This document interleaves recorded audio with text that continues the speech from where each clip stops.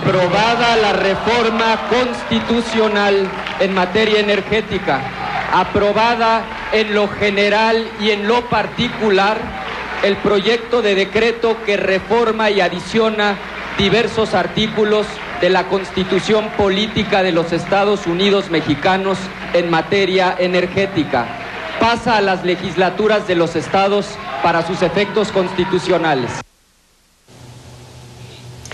Este es el fragmento de la larga sesión que tuvo lugar en la Cámara de Diputados. Buenas noches, bienvenidos y bienvenidas. Larga sesión de la Cámara de Diputados donde finalmente se aprobó la reforma energética.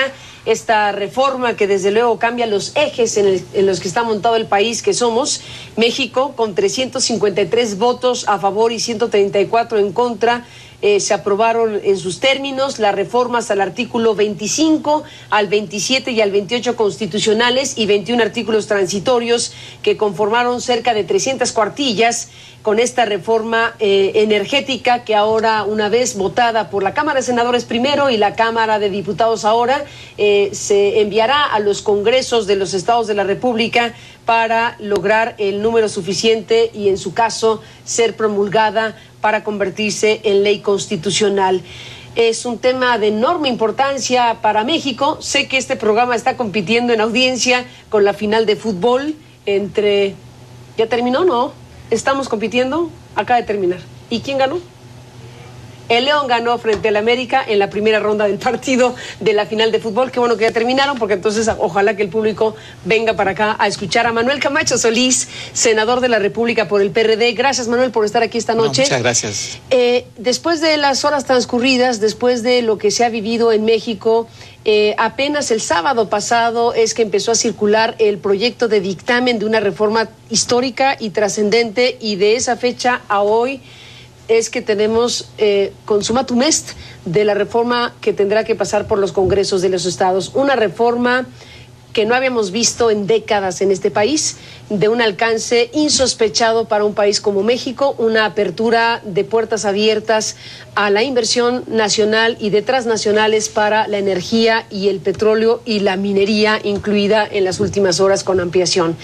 Manuel Camacho Solís, bueno, tú no solamente la invitación tiene que ver con tu condición de senador de la República, sino también en su momento con otros puestos importantes en la administración pública mexicana, habiendo sido en su momento una especie de precandidato a la presidencia de la República.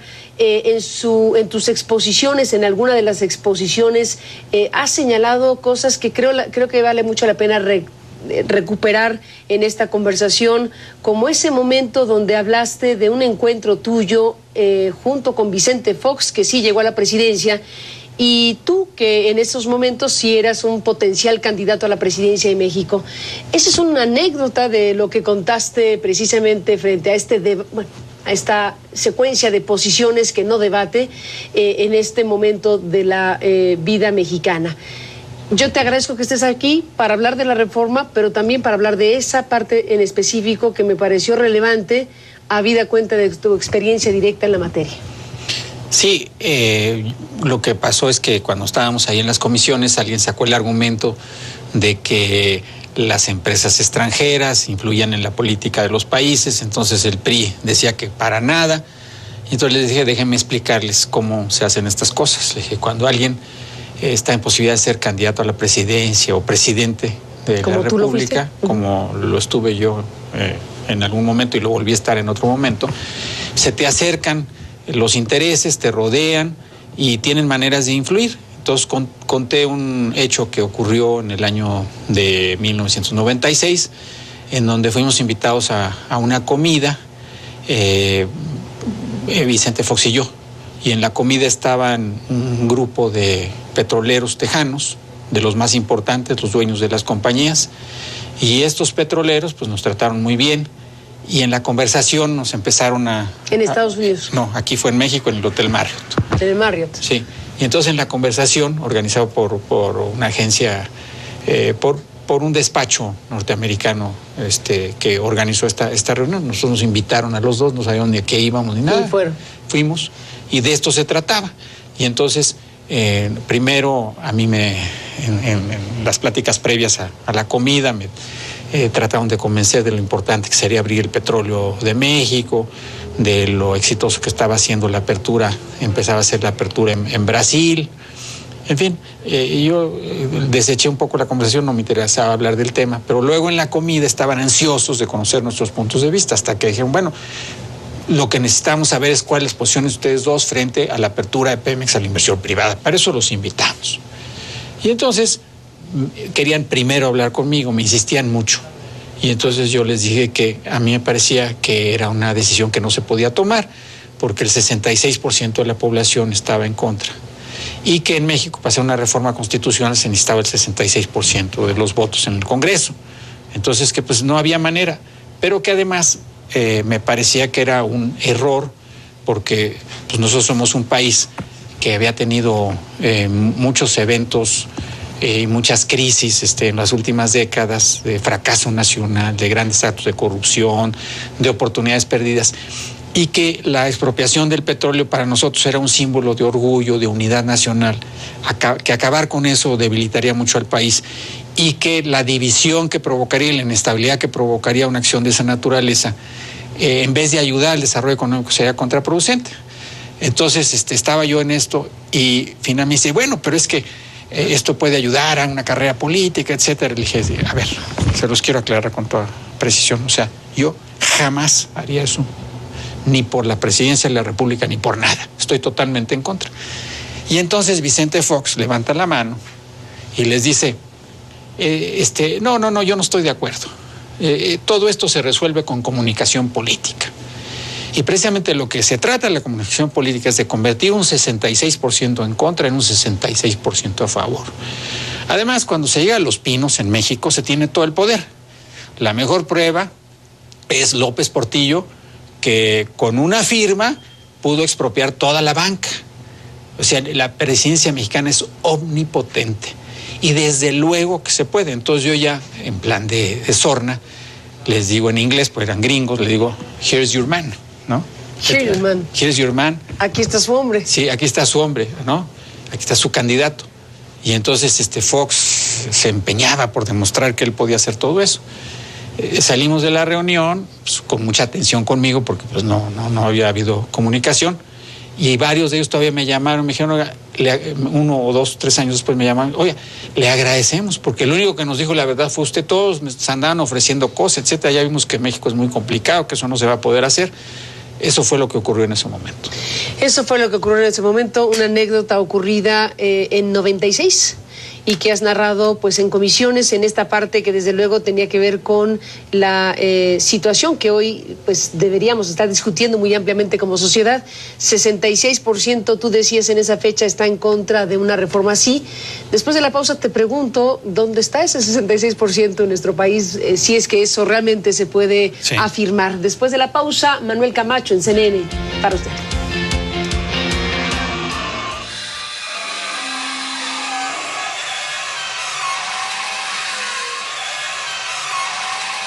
Bueno, después de 20 horas de posicionamientos, posturas en pro y en contra y la presentación de 400 reservas por 102 diputados, se aprobó en lo general y en lo particular la reforma constitucional en materia energética.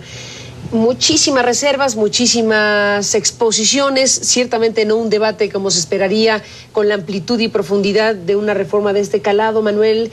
Y tú, ahora que nos has contado la anécdota del bloque anterior, nos hablaste de cómo tú frente a los petroleros tejanos les dijiste, yo creo que, bueno, que no era una buena idea abrir México a la inversión extranjera.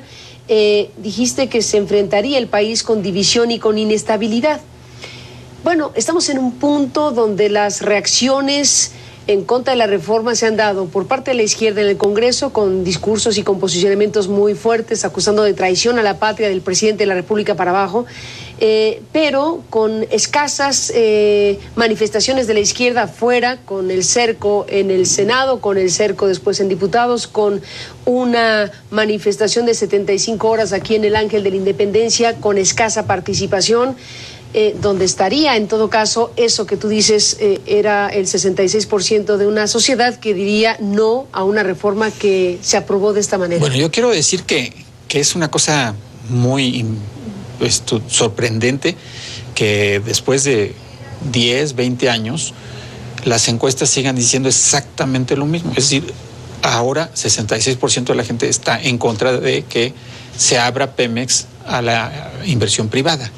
Y ha habido campañas de publicidad, una tremenda en la época Calderón. ¿Encuestas recientes? Ahora, encuestas recientes todas. A pesar de las campañas de Calderón y las de este gobierno. A pesar de las campañas de este gobierno, 2/3 partes, digo, unas un poco más, otras un poco menos, pero no hay una sola encuesta que yo haya leído, y he leído prácticamente todas, públicas y privadas, que diga lo contrario. Entonces, lo que pasa es que precisamente frente a esa realidad es que se ha hecho todo.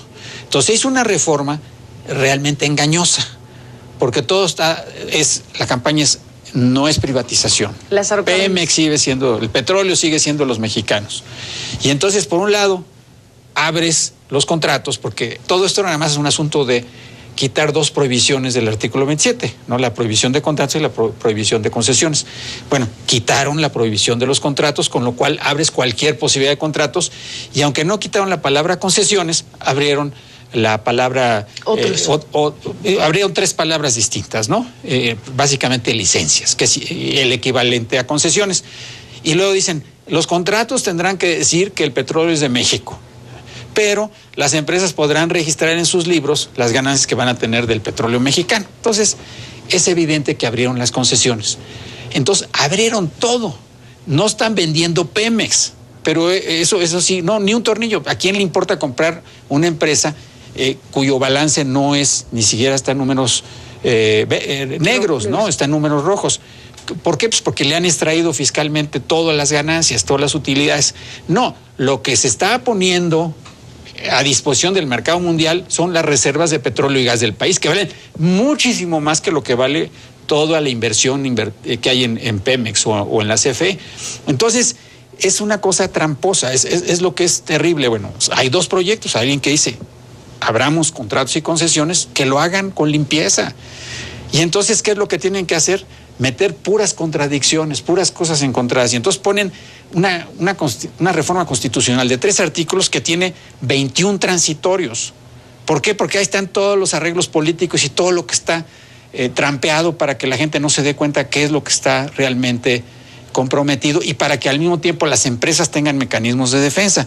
Entonces, estamos limitando las posibilidades de nuestra propia legalidad, de nuestros propios tribunales. Nos estamos abriendo para que las disputas se resuelvan en los tribunales del exterior, y estamos creando además un régimen especial de protección a los extranjeros en México, porque es otra de las reformas que viene en uno de los transitorios, donde no hay posible acción contra las acciones de los que invierten en las actividades relacionadas con el 27 y con el 28. ¿Una protección especial? Entonces, una protección especial, una legislación especial. Entonces, si alguien va y pone un pozo en un ejido, el ejido no puede tener una acción en contra de quien pone el pozo. O todas las tierras que han sido expropiadas para hacer las inversiones de la petroquímica, por ejemplo, en Coatzacoalcos o en Pajaritos, pues desde el momento en que se privatizaran estas empresas, se perdería la causa de utilidad pública que dio origen a las expropiaciones, y entonces las comunidades o los ejidos podrían reclamar la reversión de los procesos. Con esto se establece un régimen especial de protección a las empresas, es decir, lo que nadie en México tiene lo van a tener las empresas extranjeras. Entonces, todo eso está metido de manera tramposa en los transitorios, y es lo que yo creo que es muy insano desde el punto de vista de la conformación de una constitución que está llena de contradicciones, de una pésima hechura constitucional, y desde el punto de vista de la confianza que todos queremos tener. Entonces, la confianza de los extranjeros está dada porque está tan mal todo que se va a ir a los tribunales internacionales, y esto entra al TLC y se va a estar litigando en el extranjero. Y desde el punto de vista de la sociedad mexicana, de que le dicen que no hay privatización cuando se están poniendo a disposición de los mercados internacionales las reservas petroleras y de gas de México. ¿Y la sociedad mexicana ha creído que no hay privatización, y por eso si hay encuestas recientes que hablan de 66% en contra de la apertura transnacional? Lo que ha pasado, la explicación no es que la gente haya cambiado de opinión, es increíble, por eso yo digo... No, o ha creído que no es un proceso privatizador. No, son 2 cosas, sí. No, pero ni siquiera lo está creyendo, y siguen pensando. O sea, en parte están siendo engañados por la publicidad, pero en parte, si ahorita se abriera un proceso, por eso la oposición del gobierno a la consulta popular, nosotros decimos, bueno, que resuelva la gente. como en Europa se resuelve un asunto de este tamaño, ¿no? Con un referéndum. De este tamaño. Bueno, pero el gobierno desde luego no quiere porque conoce las encuestas y teme que le echen abajo su reforma. Ahora, la pregunta no es esa, Carmen, la pregunta no es si la gente ya cambió de opinión. La pregunta es por qué la gente no ha salido a protestar, que es algo diferente. Tú? Pues yo creo que por razones diferentes. ¿Tú pronosticabas división e inestabilidad? Y lo sigo pronosticando. No hay nada ahorita parecido. Ahorita. Estas cosas llevan tiempo, pero ¿qué es lo que ha pasado? Mira, lo que ha pasado es que la izquierda está hecha a pedazos. Entonces, pues, lo que hace uno casi lo contrarresta el otro. Entonces, no hay dirección política en un proceso de esta naturaleza.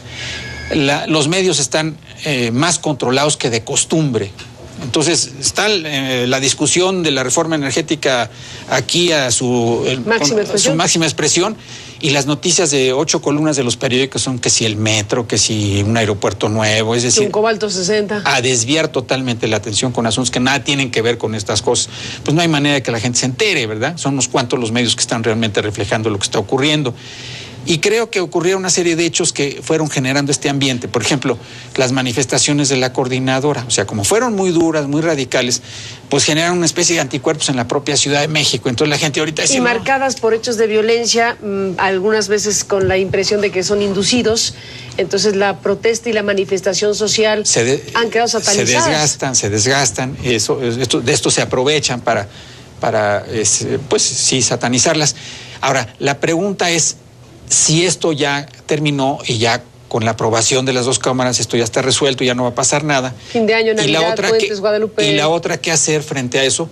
Quienes no solo no estamos a favor de que se abra el petróleo a la inversión extranjera, sino sobre todo, además no estamos a favor de que se abra con un Estado debilitado, sin rendición de cuentas, que se vuelva esto un gigantesco botín y que además nos echen encima una especie de restauración autoritaria, porque todos los temas que tienen que ver con transparencia, con honestidad y con democracia quedan en la cola, se les ponen todos los obstáculos y todo lo que es hacer nuevos negocios se le pone una autopista para que vayan a 180 por hora. Entonces, esa es otra pregunta.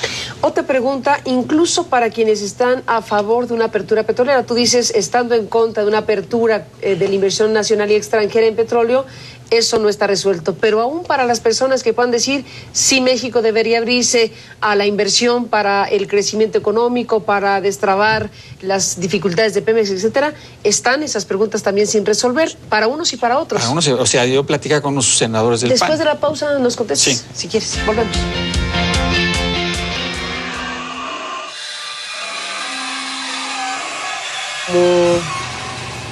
Bueno, entramos, Manuel Camacho Solís, en los últimos minutos de esta conversación. ¿A favor o en contra de una apertura a los empresarios mexicanos y a las transnacionales? ¿A favor o en contra del tema? Bien dijiste que no están resueltas un conjunto de cosas que uno esperaría previas a una reforma de este calado. Ahí te quedaste. Sí. Mira, cuando ocurren estas cosas, lo menos que tienes que tener es un Estado fortalecido y un sistema regulatorio que realmente pueda con intereses tan grandes. Entonces estamos entrando a abrir el petróleo en el momento de mayor debilidad del Estado y sin ninguna institución capaz de regular nada. O sea, lo hemos visto en los bancos, lo hemos visto en las comunicaciones, lo hemos visto en todo. Y ahora vamos a enfrentar estos intereses mucho mayores sin que además hayamos hecho la tarea. Se quiere resolver esto con 2 comisiones ahí, disque autónomas. ¿Qué van a poder hacer estas comisiones frente a estos intereses?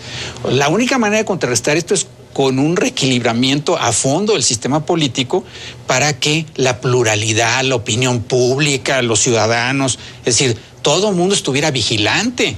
Porque de otra manera, pues todo queda reducido a espacios pequeñísimos de negociación y de presión en donde ya sabemos que van a ganar los intereses. Y esto pues se encamina hacia el rumbo de más negocios, más compra de políticos, más campañas de publicidad. Es decir, es acabar con el país. Entonces, desafortunadamente ¿Compra de políticos? Compra de políticos, sí. Van a pagar las campañas, van a financiar las imágenes de los políticos que les sean aliados. O sea, si va a haber una telebancada, va a haber una petrobancada mucho más poderosa, porque esos intereses son más poderosos que los de la televisión, ¿verdad? Entonces, me parece que estamos ante una decisión histórica en donde estamos rompiendo el pacto social anterior y donde no estamos sustituyendo esto por un régimen democrático, por instituciones que obliguen a rendir cuentas por un ejecutivo que esté controlado. Hoy el ejecutivo es el que está tomando las decisiones del Congreso en la más vieja usanza. Es decir, o pasa esto por el consejero político o el consejero jurídico del presidente, y si no, no pasa nada. Y los senadores del PRI y los senadores a veces de la oposición obedeciendo, ahora sí que en detalle, las instrucciones que reciben de Los Pinos. Entonces, ¿cómo con una democracia tan debilitada, con instituciones tan corrompidas, vamos a hacer frente a un cambio tan radical de intereses en el país? Es un problema que, como tú dices, ya no es si está uno a favor o en contra de la apertura, es si estamos a favor de tener un Estado mínimamente transparente, democrático y un verdadero Estado de Derecho, o si vamos a puras, digamos, cosas de negocios, de juegos oligárquicos, de alianzas y de socavamiento de los valores que pueden mantener unida una nación. La reforma política que recién se aprobó también, pues ¿ayuda o desayuda? Yo creo que no ayuda a nada. O sea, yo creo que finalmente es una reforma política en la que nadie cree de la gente del gobierno. Fue un chantaje y el chantaje salió mal. Salió mal. Un chantaje del PAN para... Chantaje del PAN. Están ¿Qué ganamos con lo que están haciendo con el nuevo IFE o con el INE? Pues no veo ningún avance. La reelección, que algunos creen en ella, pues va a estar sometida a los partidos. Entonces, ¿dónde está la verdadera reforma política? Y las otras decisiones importantes, como la autonomía de la PGR, esa la dejan para 2018, es decir... O la Fiscalía Anticorrupción. Esas cosas para después. Entonces, insisto, lo que son los intereses van en pasaje de lujo y de primera. Y lo que son los intereses populares, la democracia y la transparencia, van en el cabús del tren. Manuel Camacho Solís, te agradezco tu presencia esta noche y nos mantenemos en contacto. Tema trascendente, sin duda, que debería debatirse muy ampliamente en nuestro país. Por lo pronto, aquí un testimonio. Volvemos con el tema en otro momento de estas transmisiones. Gracias por estar aquí esta noche y hasta mañana.